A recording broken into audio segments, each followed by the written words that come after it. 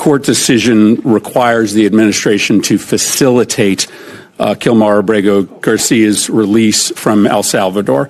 Can you describe the steps that you have taken to facilitate this release? And specifically, can you answer as to whether you have reached out to your counterpart in El Salvador to facilitate Mr. Abrego Garcia's release? Abrego Garcia is a citizen of El Salvador and should never have been in this country and will not be coming back to this country. There is no scenario where Abrego Garcia will be in the United States again. If he were to come back, we would immediately deport him again because he is a terrorist, he's a human smuggler, and he is a wife beater. You've read the Supreme Court decision. Does the Supreme Court decision not require you to facilitate the return of Mr. Abrego Garcia? Donald Trump's cabinet secretaries do everything but their jobs because they're too busy going on Fox kissing Trump's ass or pretending that they're on a reality TV show. And the perfect example of this is, of course, Kristi Noem, whose role within the administration is about as fake as her teeth, her face, and her hair. She is just a complete joke running around playing pretend in service of Donald Trump. But sometimes those stunts that Kristi Noem tries to pull, they backfire. And the latest example of that led to some real legal trouble for the administration that we are going to get into. But before we do, if I could quickly ask you to leave a like on this video, and if you haven't already, and you enjoy our channel, to hit that subscribe button. It goes a long way. And it really does mean a lot to me. Now, of course, we have seen lately that Donald Trump and his administration are going on a crusade against higher education, targeting specifically Harvard and Columbia, and the recent action doing so by Kristi Noem really backfired. But before we get into that, I want to start with a different example of Donald Trump's attacks on federal funding, which is broken down on MSNBC right here. Donald Trump was running for president and Hurricane Helene. Remember that one ripped through several states, including North Carolina. Trump made some very serious promises to the people there.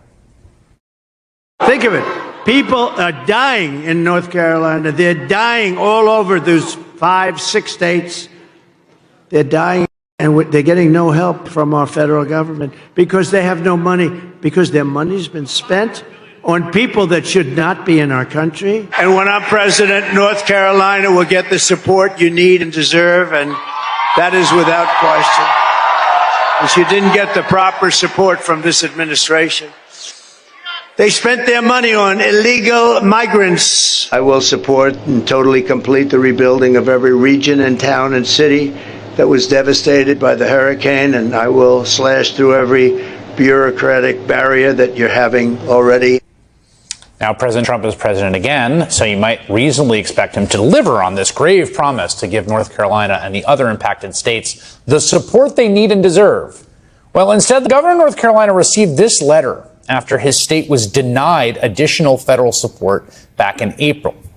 Donald Trump's FEMA writes, postmarked May 22nd. After a careful and thorough review of all the information available, we've concluded that an extension of the 100% federal cost share for debris removal and emergency protective measures, including direct federal assistance for an additional 100 days, is not warranted.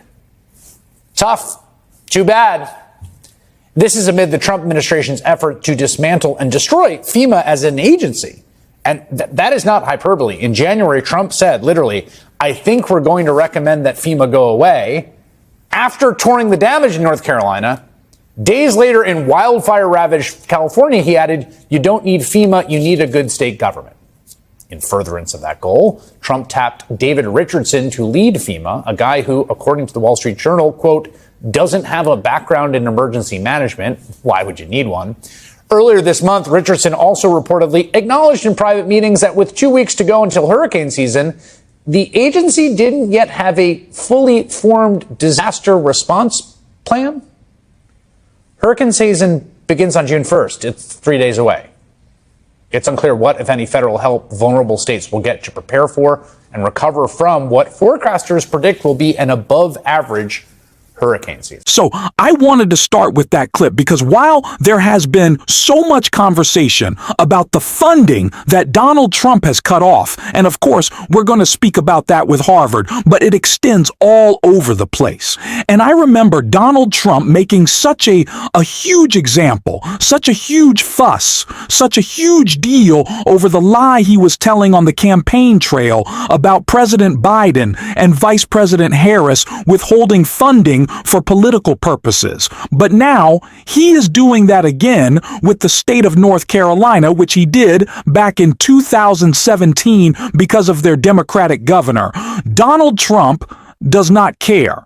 And the cruelty is always the point with him. It is the reason we see these attacks against those who he views as his political enemies, which are now really backfiring after Kristi Noem made a post announcing her new attack on Harvard, which is not going too well in the courts. And I want to take a look at that right here. Do you believe, Madam Secretary, that the Qataris in particular are behind a lot of the anti-Semitism you just described? Are they providing fuel that creates this fire? You know, I'm not an expert in this area. I think that there's validity to what he has said, but I also think that we've got a lot of influences here, and we've got a lot of people that have facilitated this that have a different agenda. Some of these universities have even barred law enforcement officers from coming on campus and haven't even allowed there to be basic law and order on the areas that they're responsible for. So we're going to continue to do our investigations and make sure that what the Department of Homeland Security is responsible for, it will be done with integrity for the way that Congress laid out that programs should work, and the opportunities that we have to allow people to come into this country, learn, and to be a part of a country that promotes freedom and liberty and that everybody is equal. So, along with that interview, Kristi Noem also wrote, "This administration is holding Harvard accountable for fostering violence, anti-Semitism, and coordinating with the Chinese Communist Party on its campus.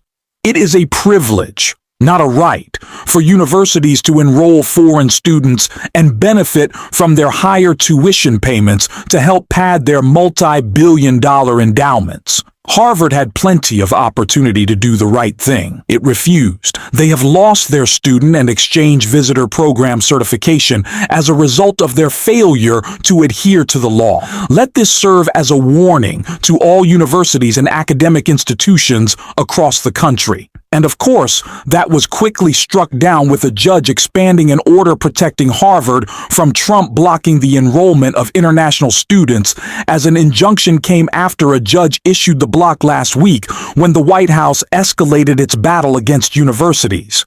A U.S. federal judge will issue an injunction blocking the Trump administration's effort to prevent Harvard University from enrolling international students.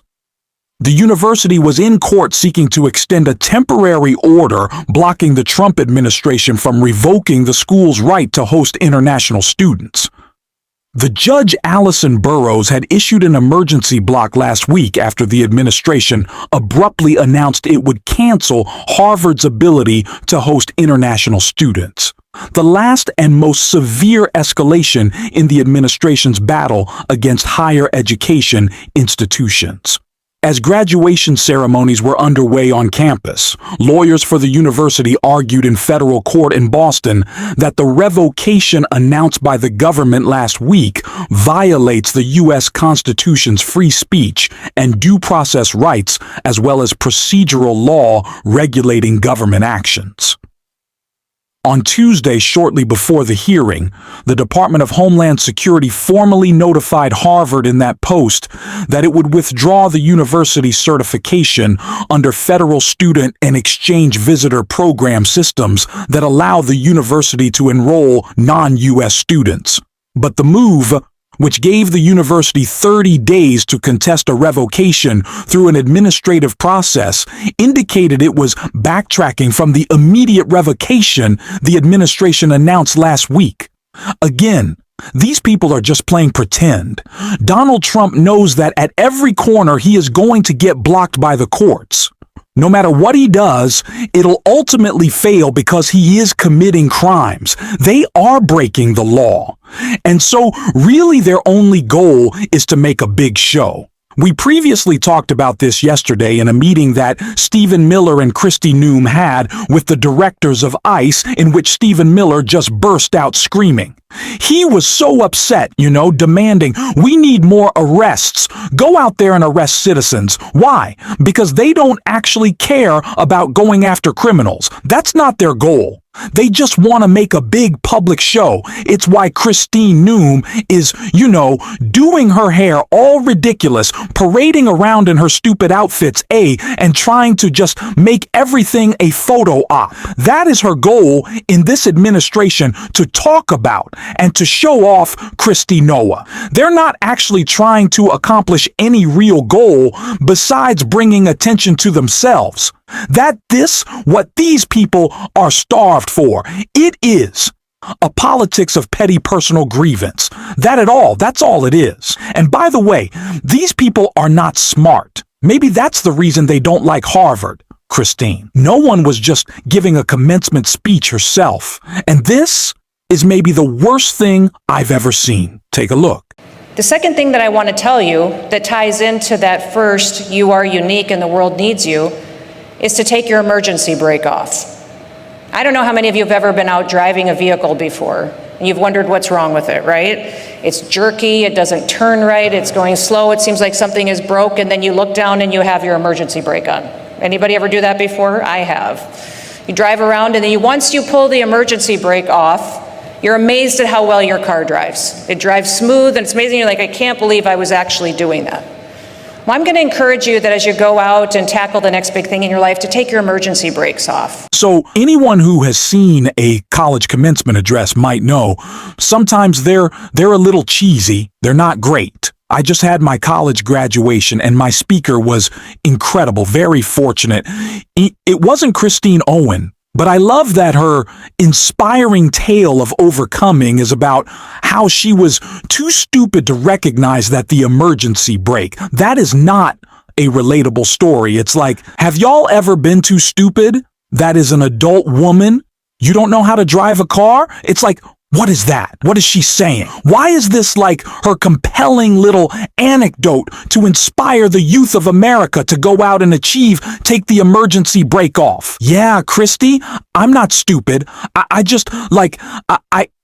don't even know what the comp here is. It's like, well, what have you ever been driving a car and you realize that as you're ramming into people behind you, you're actually in reverse? Well, being, successful in life is about actually putting it into drive.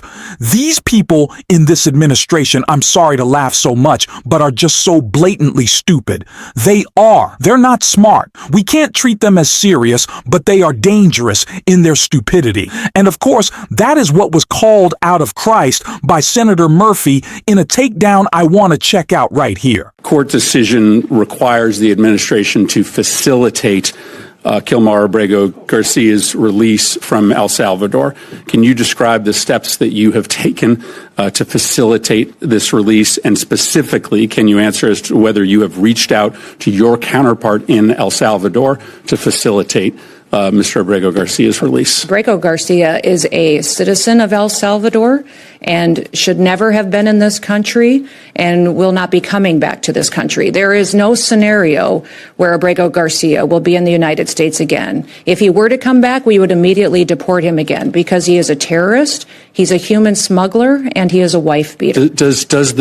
You've read the Supreme Court decision. Does the Supreme Court decision not require you to facilitate the return of Mr. Abrego Garcia? The Trump administration is complying with all court orders and judges' orders. Does the Supreme Court order require you to facilitate the return of Mr. Abrego Garcia? Is a citizen of El Salvador. It is up to the president of the El Salvador to make the decision. You're a defendant in the if he case. is coming back. It's been a big topic of conversation between all of us, between the country. When the president visited the United States of America, it was discussed and talked about there. The president has been very clear on this issue. issue, as the Secretary of State and I have as well. Abrego Garcia is not a citizen of this country and is a dangerous individual who does not belong here. I will not ask another question, Madam If you Chair, were back but the in this discussion, country, we would immediately but the discussion deport you. ends when the Supreme Court rules 9-0 that you have to facilitate his release. And the fact that you can't even acknowledge. I don't know if it's the fake teeth, the fake hair,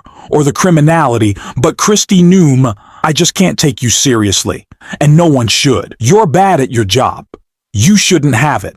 And we're going to keep calling her out every single day on this show. You know what? I got one more fact about Christine. Since 2022, we have seen fentanyl overdoses and deaths from fentanyl greater. They have gone down in every state. That number has decreased in every state in America except for one. Can you guess what it is? South Dakota, where Christine Nolan was governor. So the person who's saying that she's overseeing this stuff and overdoses actually can't do it herself. Little fact about Christine. I think you can tell I'm not a fan. That's why we're going to continue to call her out on this show. And if you want to support that, as always, you can hit that subscribe button, you can leave a like on this video, and if you stuck around to the end, you can drop a blue heart in the comments. And until next time, I will see you soon.